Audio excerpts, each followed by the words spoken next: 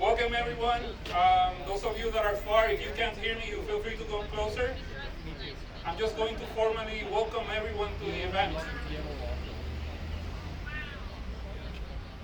So with that being said, welcome everyone. I really appreciate you all coming here. This is our first Tesla Club driven Drive Electric Earth Day event.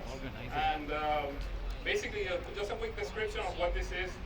This event is a celebration or a national campaign to share information about electric vehicles, right? It's not about Tesla, it's about all electric vehicles. Um, it usually happens every year in the month of April, and this year we decided to host it. We partnered with the Tesla Service Center here that were kind enough to open the space for us. So very big thanks to the staff from the floor here. One of the things that we like to do during this event is make sure that those of you that are not EV owners yet and have any questions, that those questions get answered. Basically, we want to make sure that everyone understands that EVs are not only more fun to drive, but are more convenient than fuel cars, honestly. There's a lot of myths.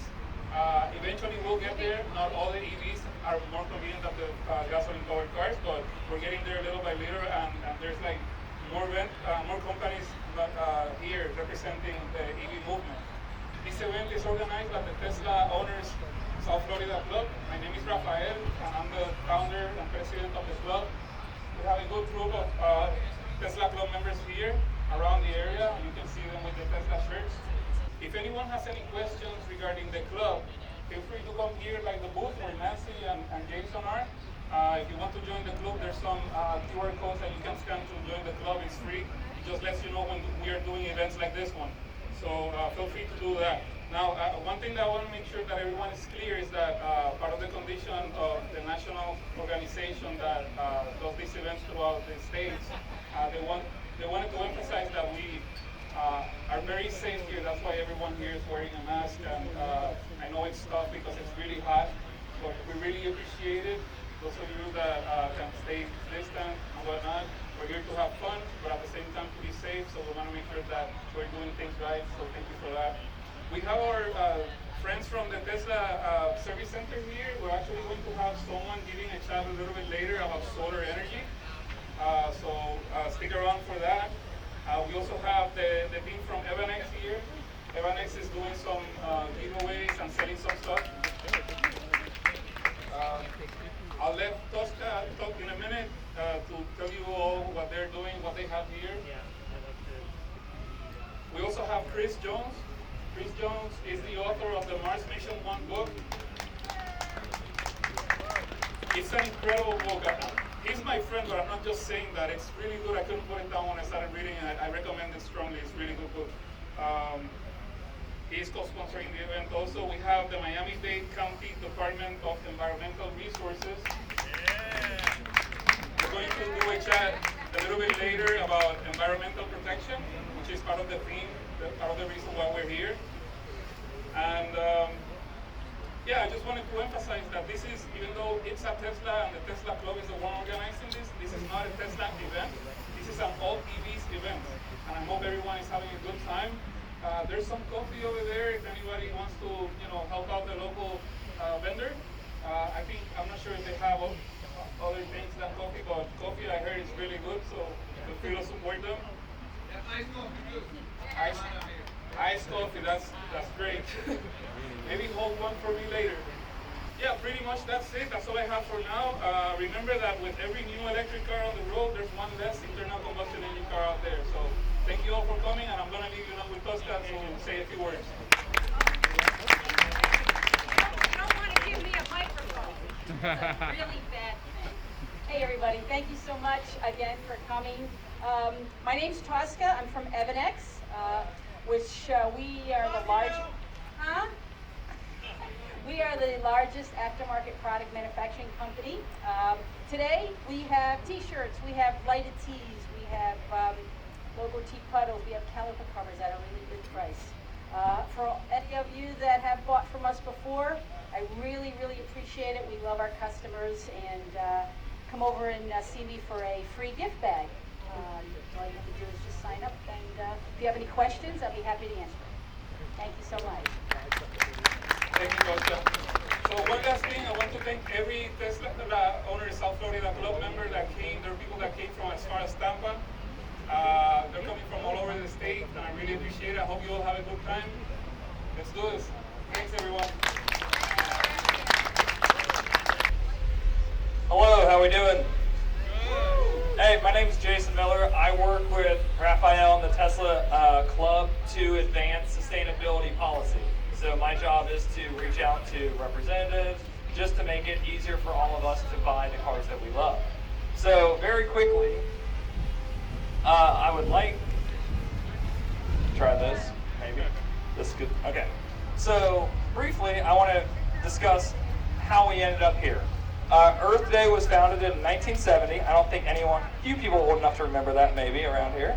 But founded in 1970, and I would like to make you realize why we had an Earth Day. In June of 1969, the Cuyahoga River in Cleveland caught on fire. And 1 month later, we landed on the moon. So you have those two events in the summer of 1969 going on between a river catching on fire and us landing on the moon. We started to realize we need to take care of this one planet that we have here. And that's what founded Earth Day in 1970. After Earth Day gets founded in 1970, you get the EPA gets founded, you get clean water laws, you get clean air laws, and then you eventually get things like lead getting taken out of the gasoline. You have catalytic converters being added to cars. And that was the 1970s. Let's fast forward 50 years. Where do we stand today?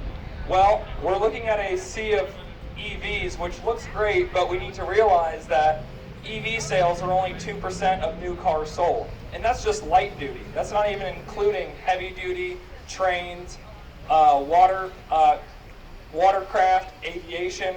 There's still a huge range of emissions coming from transportation beyond autos. And so where I come in is we're trying to make it so we can set the rules to advance this curve as quickly as possible. We want to make it so we can have as many EVs on the road as soon as possible because that's all good for clean air. So where we're at today is, as far as the tax credit, there's basically three places where people say, I don't have an EV, okay? The one reason they don't have an EV is because of cost.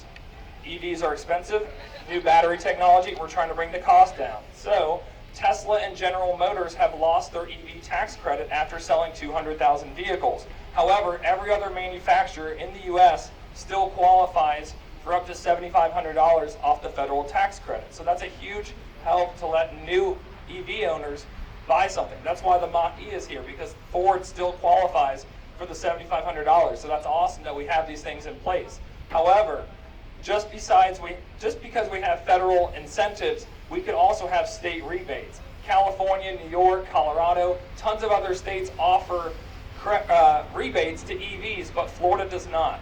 Florida has no rebates locally to the state, and we need to change that to make it so we can keep up with New York and California and other EV dominant markets. And I think that'll be a huge push. So contact your local representative, tell them that we need incentives and rebates here in Florida that will help people transition quicker. The second challenge that people have is infrastructure, range, okay? So we're currently working on that. Obviously, there's legislation in the works where we're trying to get more chargers to more places, and that will help allow more people the confidence to buy an EV. So between cost bringing that down, with infrastructure becoming more widespread, and the last one, availability. A lot of people can't find plugins outside of Tesla, and that's because Florida is not required to adopt to the California standard. California pretty much writes the book on EV policies because they can set their own mandates. Other states can abide by those mandates, but Florida does not. So for example, the Toyota RAV4 Prime, it's a plug-in. You're not going to find it down here in South Florida very easily because all those cars go to the states that adhere to the California standard. So it's very hard to find competitors to the Teslas or to other cars in South Florida because we don't set the rules to favor these sort of programs. I don't want to go on much longer. I could talk all day about EV policies. However, I just want to wish that you would contact, Republican, Democrat, it's really not a political partisan divide because we all breathe air. air, the pollution that comes out of all these tailpipes affect us no matter how rich or poor we are, no matter what our views are, no matter what religion we are. It's really the one thing that unites all of us, and that's what that's what makes Earth Day so special. So with that said, I want to I don't know these Tesla folks here, but they're here to talk to us about the solar panel option. Thank you. So before I give this guy the microphone, I just gotta say that Jason is so right. Jason. I'm sorry. Justin, I always do that. Jason, Justin, we mix the names. Anyway, it's true. Like, there's a reason why we're here. For some of us, it's how fun the cars are, economy. It's just a lifestyle, whatever. But I was almost in tears when he was talking because it's true. We need to do our part. So I appreciate it, everyone that's here. Thank you for coming, and I'm gonna let you guys talk now before I, keep going. All right. Hello, everybody. My name's Nick. I'm with the local Tesla Energy team. This is Hans. We work alongside each other. So my main role with Tesla is permitting. So I'm pre-construction on a solar order or solar and Powerwall order. So I help get you to install. Once the install is complete, Hans will take over the job, get you through inspection and onto the utility to get interconnected. So I've got a little presentation here about some of the products we offer. Just show of hands, how many of you guys are familiar with solar and our Powerwall products? Okay. All right, great. This should be easy now. Okay, so I'm sure all of you are also familiar with Tesla's mission to transition to sustainable energy as rapidly as possible. So the way we accomplish that is a three-pronged attack. So we've got the cars, all the lovely cars out here today, and then we also have production products. So that's your solar panels, your solar roof, and then we couple that with storage. So our Powerwall lithium-ion battery to store the energy you don't use from your generation source, solar panels.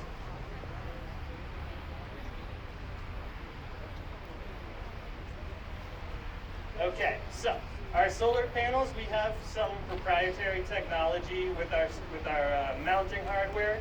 So you'll get a much more aesthetically looking install with us. We have side skirts and mounting blocks or mounting hooks, depending on your roof type, that gets you real low to the roof. So that coupled with the side skirts, you won't really see any of the under stuff, the hardware that's maybe not so sightly to an HOA, or if you have any other governing body controlling how your home has to look.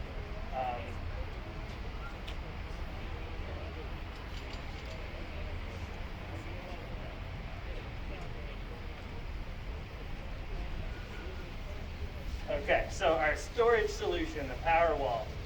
So that pairs really well with solar.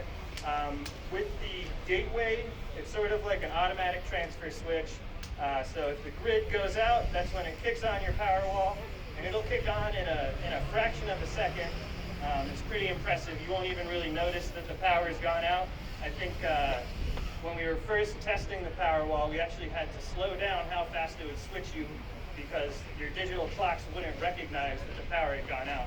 So we had to turn it back a little bit, so that's the way you'll tell your power's gone out, is the clocks will turn back. It's a great solution, especially here in South Florida, where we're subject to power outages. So it'll keep you going through a hurricane or a bad storm or whatever. So that's a real good product to have down here, especially paired with solar. If the grid goes down, you've got your solar and your power walls that can keep you up and running for quite some time. Okay, solar roof. We currently do not have solar roof in the South Florida market due to a couple of little regulatory hurdles that we are working on. We have all the engineering and testing completed, so the solar roof will withstand hurricane-force winds. We just have to get the final say-sos and approvals from both the state of Florida and Miami-Dade County. So that is in the works. Can't really speak too much about time frames, but we're close. I just wanted to make sure that it's clear. So what you're saying is that the wind mitigation requirements have probably been met by Tesla, but need to be approved by the state? That's exactly right. So we have met the wind speed requirements. We just have to we sort of have to show our work to the state and Miami-Dade County. So how are you gonna do that? You're gonna emulate the hurricane or something? Well, yeah. So FIU has a testing facility called the Wall of Wind, which is the biggest wind tunnel in the country. So we partnered with FIU to test the solar roof install, and we're good to go. So it's just a matter of time at this point. So It's like a Formula One wind tunnel? exactly. Okay, so another great part of our Tesla products is the integration with the Tesla app. So you can see all of your production and storage and consumption right through your app. So you can tell exactly what's going on with your system just by checking out your phone. So that's a real convenient way to monitor the status of your home and your power. Okay, tax credits. So very awesome. The tax credits for solar are currently at 26%. They were due to expire this year, but due to the pandemic and the new administration, they got extended through the end of the year. I think through 2022, actually. 2023, they kicked down to 22%. Yeah, that's worthy of a round of applause for sure. We're all excited about that. So I think you've got till 2023 to get a tax credit. For that year, it's 22%. And then after that, it expires. So get it while you can. Okay, so we've got a little outline here of the way your order will go. Once you place your order on the Tesla website, you'll be reached out to either through the app or by text or a phone call with the things we need from you. So typically we get photographs of your utility meter, your electrical system, your roof type, just anything we might need to know to put together a design to get it to the permitting phase. That's where I step in. I'll take the designs that are produced. We'll reach out to you for some documents as well that need your signature. Once we have everything we need, we'll get it submitted right away. Depending on where you live, you'll see a delay at the permitting phase from about, I'd say 2 weeks is average, but it can be up to 3 to 4 weeks just to get that approved. So that's where the city, the jurisdiction you live, they'll look over all the engineering and they'll make sure everything looks good. Once they issue the permit, then you'll be contacted by our scheduling team. They'll put you on the schedule and then we'll get you installed. Once that's through, Hans will take over. He'll work with the city or the jurisdiction you live in to get your inspections passed. Once the electrical inspections are passed, our utility team will submit a bunch of paperwork as well to FPL or wherever you get your power from. Once they approve the installation, then they'll come out with the bi-directional meter. So that's how you get paid. That's how the utility keeps track of how much you're putting back onto the grid. The utility will give us what's called PTO. That's when we can officially turn on your system for solar and start producing.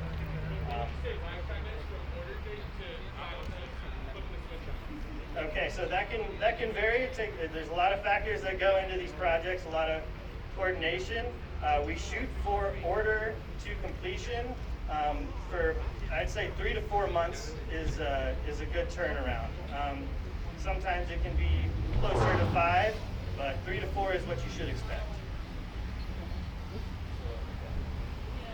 Side note on the utility, if you're getting power walls, we often have to do what's called a temporary disconnect reconnect. So that can impact how we schedule your installation. We have to coordinate with FPL. They're going to send a technician out to turn off the power to your home so the installers can work safely on the electrical system. It doesn't have to happen for every project, but it is something that can happen. And the way that'll impact your install, we have to request a date from FPL. They'll give us their available dates for their technicians. Once we have everything permitted, we'll reach out to you and be like, hey, does this date work for you? If it doesn't, we'll reach back out to FPL, get a new date. But so for a project that requires that, there's a little less flexibility with scheduling. But we can work through it, and we can definitely get you to install the product.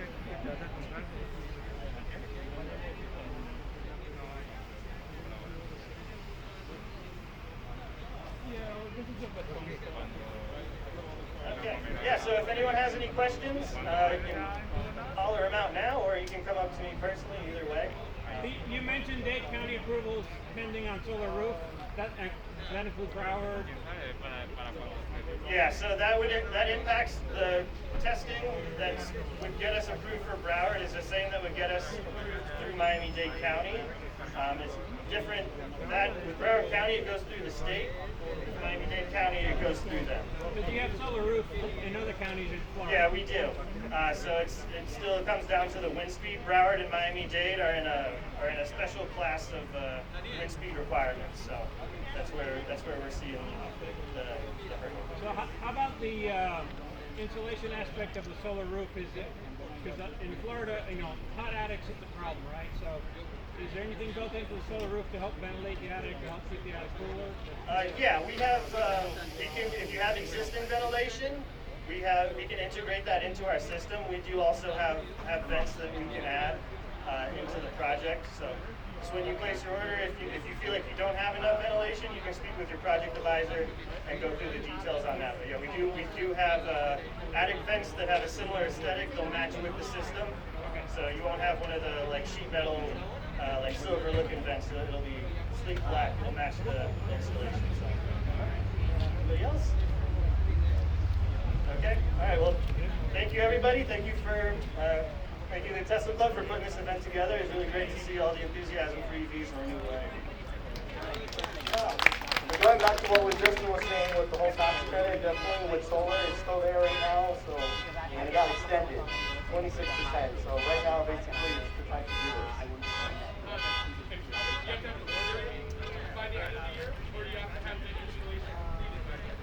Install. Yes, sir. I install and initiate. Yes, sir. All right, awesome. Okay, I'm gonna let Chris Jones here talk a little bit about his book to see if he can entice you to swing by his book. Thank you, Raphael. How's everybody doing today? Good. Awesome. If I could just get a show of hands. Who's heard of Donald Kessler and the Kessler effect? Anybody? Very couple? Anybody down here? All right.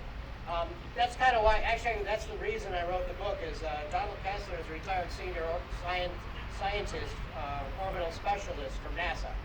And the whole concept that he came up with in 1978 is that what would happen if somebody creates enough debris in orbit, what would happen if it starts hitting the existing orbiting satellites?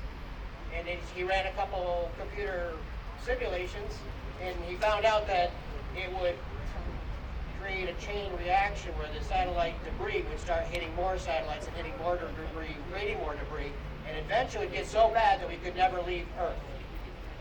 And I started thinking about that when I went to United States Space and Rocket Center in Huntsville. And I started thinking, well, what would happen if we had, Elon gets his Starship together, we send our first crew to Mars, and they're on the surface of Mars, and somebody makes the Kessler effect happen. What would happen? I'm like, oh my God, they would be trapped on Mars. And I'm like, oh, that's crazy. And then I wrote the book, kind of based on that. And then as I was writing the book, I was like, well, what would happen if the Kessler effect happens and we lose all our satellites? I'm like, holy crap, we would lose all airports, all airplanes, all trains, all internet. Oh, wait a minute, we'd lose all banking. We would lose all the power stations would go down because they're all intertwined. And I was like, holy crap, this is really bad. So I sent the book off and I finished it to Donald Kessler. Donald Kessler got the book, and I thought, I'll never hear from him again. And 2 weeks later, I got an email from him endorsing the book. It's in the front of the book, and it's an incredible endorsement. I just can't, I can't be more grateful for his endorsement of the book. So it's a current age, current technology with a couple exceptions like existing Starships. But other than that, a lot of the equipment stuff I use, I call it factual fiction. But it's a cliffhanger. Donald Kessler loved it. I got a bunch of endorsements on the book. It's on Amazon, but you can get it here. $10 for the soft copy, $20 for the hard copy, but you get the author's signature. So, Yeah, thanks for listening. So now what we're going to do is that we're going to hear from Steven and Amila. Where are they? Oh, here we go. So you want to introduce yourself and what your tag is going to be about? Hi guys.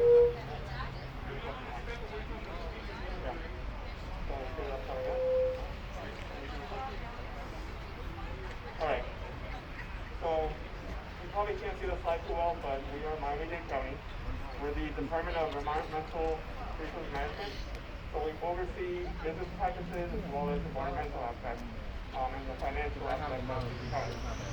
So me personally, I work for Air Quality Management Division. Air quality, EVs, goes hand in hand, so it's a passion of mine. So thanks for having me here. So what's the reason we do it? Who are we? We're going to go over everything. Pretty much what we do is the permitting compliance aspect of air facilities.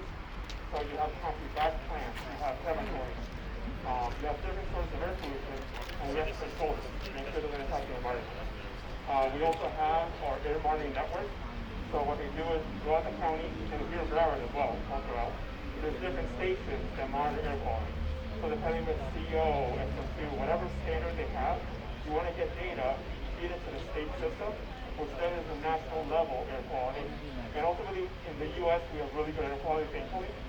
The only exception would be maybe some hotspots or some fires that we have down in the area. But overall, we have good air quality. It's very breezy, as you can tell. Everything goes off our coast, and we're okay. And the last thing we do is also asbestos. So asbestos, pretty much if you've been inside a building, you've been exposed. The reason for that is because it's illegal construction, even down here. So all those things matter in terms of protecting you guys when it's demolition, renovation, anything like that.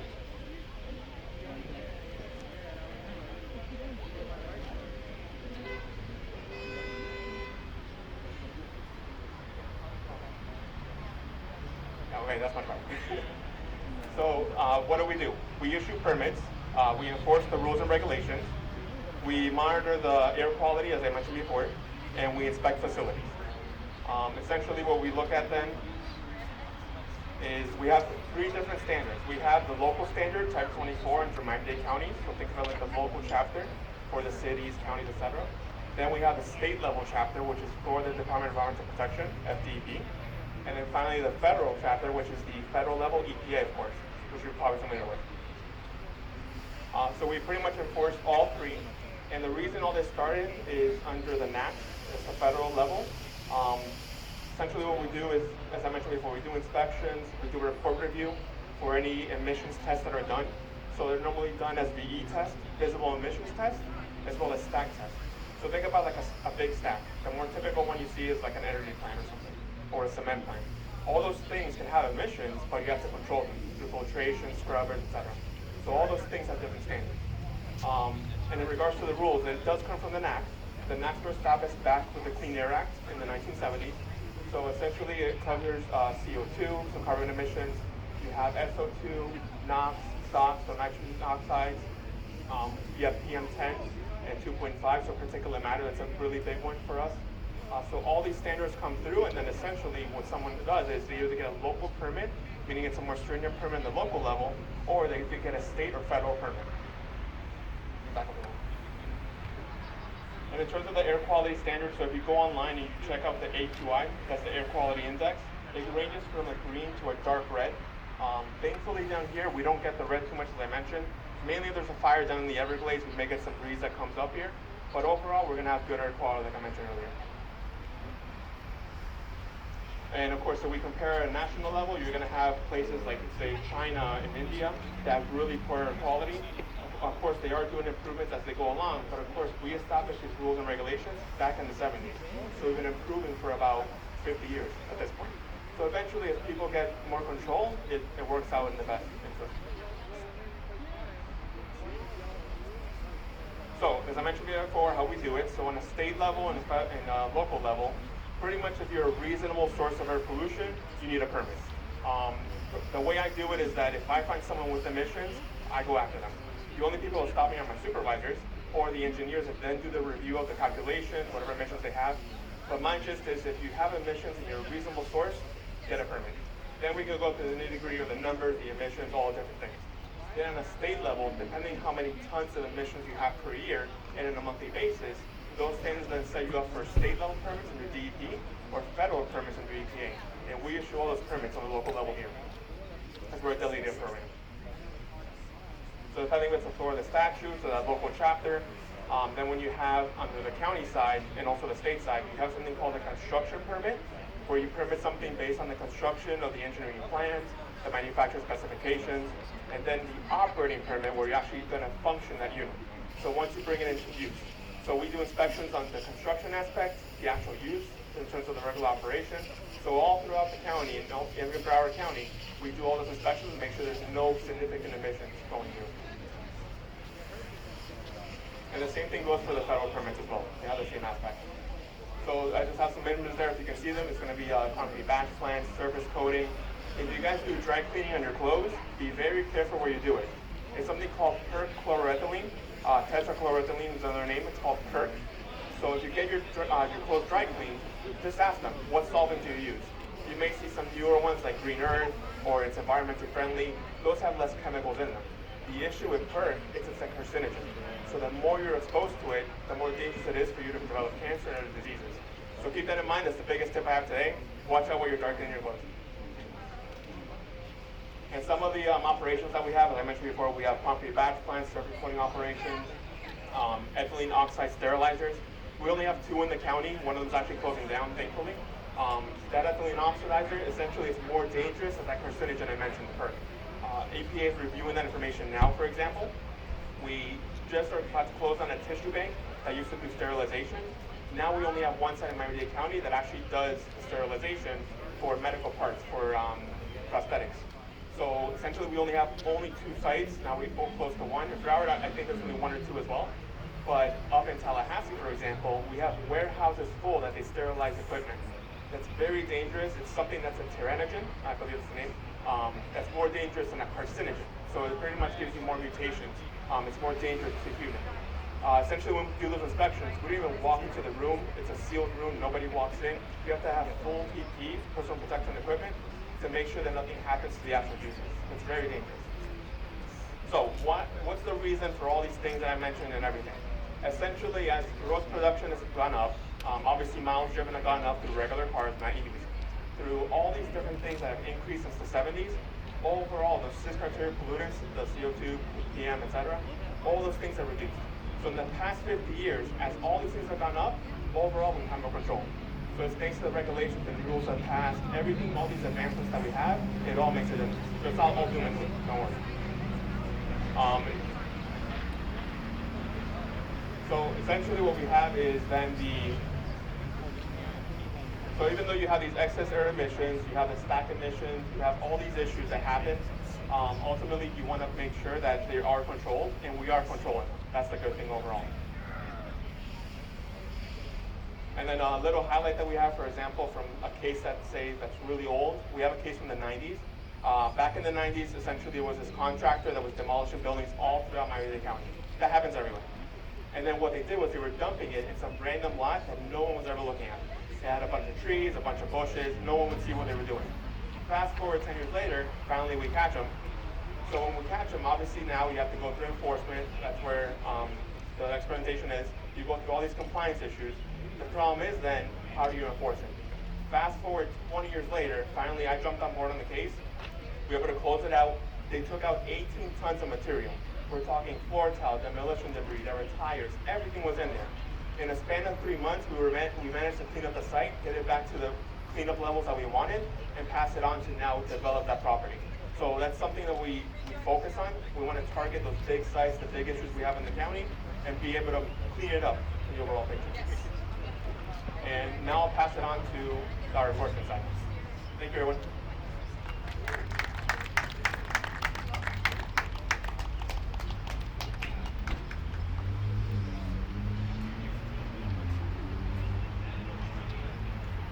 Good afternoon, everybody. My name is Nabila Bernal, and like Steven said, I'm with the enforcement section. So my job is to make sure we enforce all of Chapter 24 environmental pollution regulations, and that includes everything from sewage discharge to air pollution, ground pollution, water pollution, everything.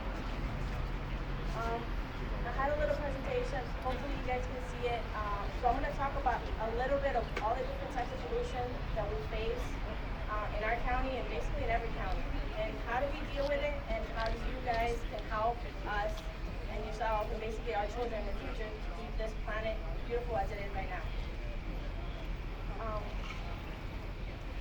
So why is environmental protection important? Obviously we know that every year, we have more pollution. So we want to keep our planet like it is right now. I don't know about you, but I have 2 little girls, and I think about, when they're my age, what are they going to see? What kind of planet they're going to have? And my grandchildren, what kind of planet are they going to see? Are they going to see polar bears? Are they going to see tigers? Are they going to see pandas? Or are they going to see them as we see dinosaurs nowadays? Just extinct animals that, you see maybe in a museum. You see photos and pictures, and maybe you see them in movies, and that's it. So our goal is to keep our water safe and drinkable, our ground clean, and our air clean. Not just for us, but for future generations. So Miami-Dade County and basically the Tri-County area, and this includes Monroe County and Broward County, we basically get all our drinking water from an underwater aquifer. Basically it's called the Biscayne Aquifer, and it's like a long river underneath our feet. But that's where we get all our drinking water. So any pollution that contaminates our ground also contaminates our drinking water. And unfortunately, it's not something that a lot of people know, that where we get our drinking water from and how we get filtered and all this process and how every little thing that we do can affect it. So we have these monitoring wells throughout Miami-Dade County and Broward County as well, what they're called well fields, where we basically, the water table is really, really close to the surface. What that means is we can extract water, process it, clean it, and provide it to all the county residents. The downside of this is since the water is so close to the surface, anything that falls to the ground will contaminate that drinking water. So when you see a water main break, a sewage overflow, all that sewage goes right into our drinking water. It takes a lot of money for the county to clean up that water and provide everybody with clean water every time that happens. Okay? So I'm going to go over some of the causes of some of these.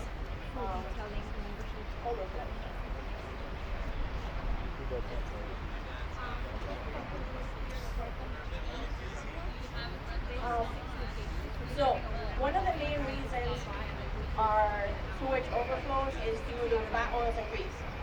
So in Miami-Dade County, starting 2015, so now we have actually, if you work with anybody in restaurants, they will let you know that our code has gotten a lot more stringent.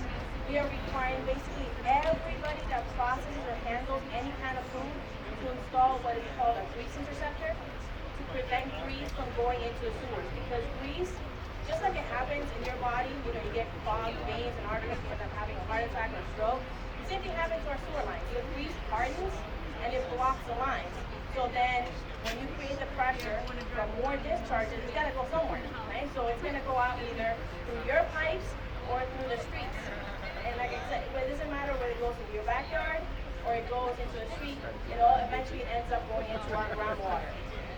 So our job is to make sure that that doesn't happen. But it's not only just the pollution of our groundwater, it also affects businesses in Miami-Dade County. We depend a lot on tourism. And I don't think anybody wants to come to a beach that's covered in sewage. And I don't think anybody wants to eat at a restaurant with their sewage running down the street. So that not only affects, our drinking water, but also affects our businesses. How much money we bring in. As you guys might have noticed, this pandemic had a huge effect on businesses all over, and they lost a lot of money. So imagine if that happened next year. We got over the pandemic, and now we have sewage overflows everywhere. We're still losing money. Okay, we're still losing tourism. Another thing, it also affects your property value. You don't want to live next to a sewage dump or some sort of smelly overfill, right? If you have a lake, a lot of people buy properties with water, next to them because it increases the value of the house, right? It's a beautiful lake in the back. Well, if it's full of sewage, it's not so beautiful anymore, right? And your property's not valued that high anymore. So we gotta maintain our water nice and clean, and that's basically one of our main goals. So another reason that we want to maintain our aquifers nice and clean is we're also trying to create more sewage lines throughout Miami-Dade County because a lot of people are still on septic tanks. The problem with septic tanks, like I said, we have our nice aquifer underneath, and when the water rises, right, it's gonna affect the sewage because now basically your septic tank is underneath water, which means it's not draining as well, and whatever is draining is going right again into our drinking water. I don't know about you, but I don't want to drink anybody's, sewage tank water.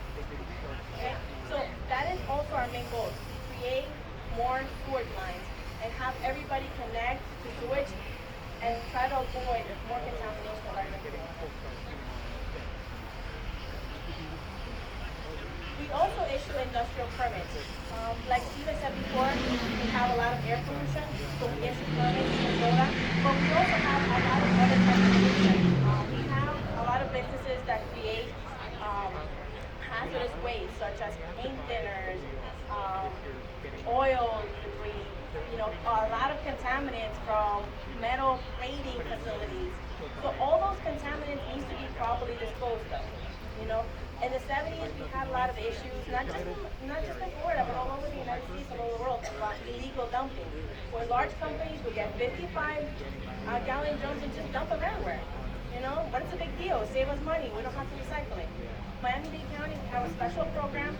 We actually have inspectors that go out 24/7, all day, every day, to make sure that if there is a contamination, if somebody dumps something illegally, we will find out who they are, we will hold them responsible, they will have to clean up the area, and we'll basically remove all that waste and make sure that it's properly dumped.